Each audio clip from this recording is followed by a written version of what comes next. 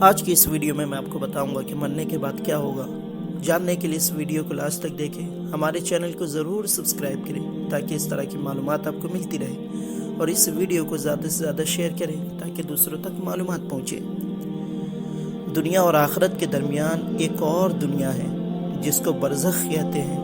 مرنے کے بعد اور قیامت سے پہلے تمام انسان اور جنات کو ان کے مرتبے کے مطابق اس میں رہنا ہوتا ہے، اور یہ عالم اس دنیا سے بہت بڑا ہے۔ دنیا کے ساتھ برزخ کو وہی نسبت ہے جو ماں کے پیٹ کے ساتھ دنیا کو۔ برزخ میں کسی کو آرام ہے اور کسی کو تکلیف۔ ہر شخص کی جتنی زندگی مقرر ہے اس میں نہ زیادتی ہو سکتی ہے نہ کمی۔ جب زندگی کا وقت پورا ہو جاتا ہے تو اس وقت حضرت اسرائیل علیہ السلام روح قبض کرنے کے لیے آ جاتے ہیں۔ مرنے کے بعد بھی روح کا تعلق انسان کے بدن کے ساتھ باقی رہتا ہے، اگرچہ روح بدن سے جدا ہو گئی، مگر بدن پر جو گزرے گی روح کو بھی اس کا احساس ہوگا، جس طرح دنیاوی زندگی میں ہوتی تھی، بلکہ اس سے بھی زیادہ۔ دنیا میں ٹھنڈا پانی، سرد ہوا، نرم فرش، لذیذ کھانا، سب چیزیں جسم کو محسوس ہوتی تھی، مگر راحت و لذت روح کو پہنچتی ہے، اور ان کے برعکس بھی جسم کو وہ چیز محسوس ہوتی ہے، اور تکلیف اذیت روح پاتی ہے۔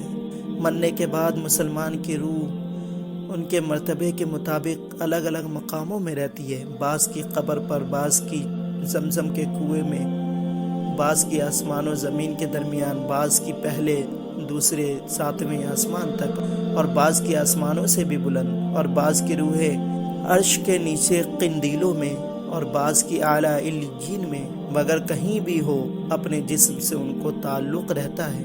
جو کوئی قبر پر آئے اسے دیکھتے پہچانتے، اس کی بات سنتے ہیں، بلکہ روح کا دیکھنا قبر کے قریب ہی سے مخصوص نہیں۔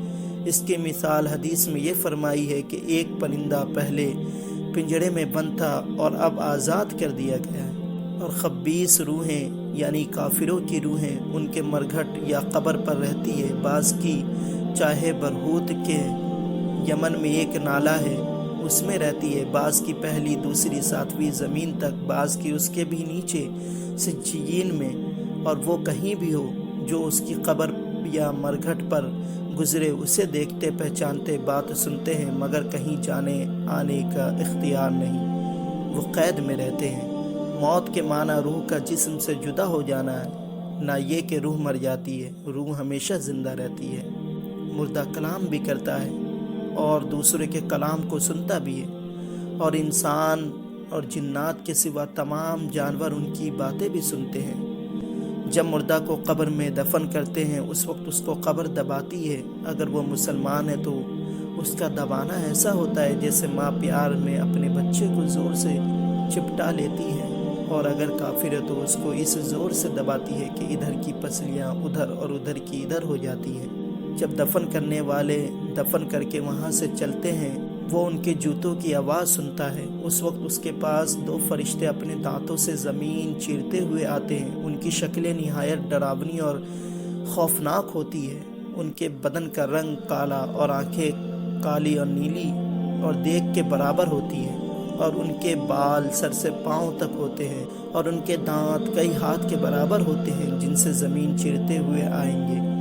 ان میں سے ایک کو منکر دوسرے کو نکیر کہتے ہیں۔ مردے کو جھنجھوڑتے اور چھڑک کر اٹھاتے اور نہایت سختی کے ساتھ آواز میں سوال کرتے ہیں۔ پہلا سوال کرتے ہیں من ربک، یعنی تیرا رب کون ہے؟ دوسرا سوال کرتے ہیں ما دینک، تیرا دین کیا ہے؟ تیسرا سوال کرتے ہیں ما کنت تقول فی ھذا الرجل، یعنی ان کے بارے میں تو کیا کہتا ہے؟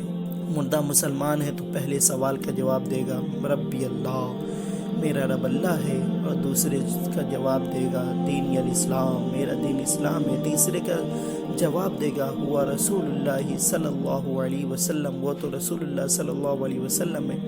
وہ کہیں گے تجھے کس نے بتایا؟ کہے گا میں نے اللہ کی کتاب میں پڑھی، اس پر ایمان لایا اور تصدیق کی۔ اس طرح اس کے قبروں میں اس کے لیے جنت کی کھڑکیاں کھول دی جائیں گی، اور اس کو جنت میں آرام و سکون سے رہنے دیا جائے گا۔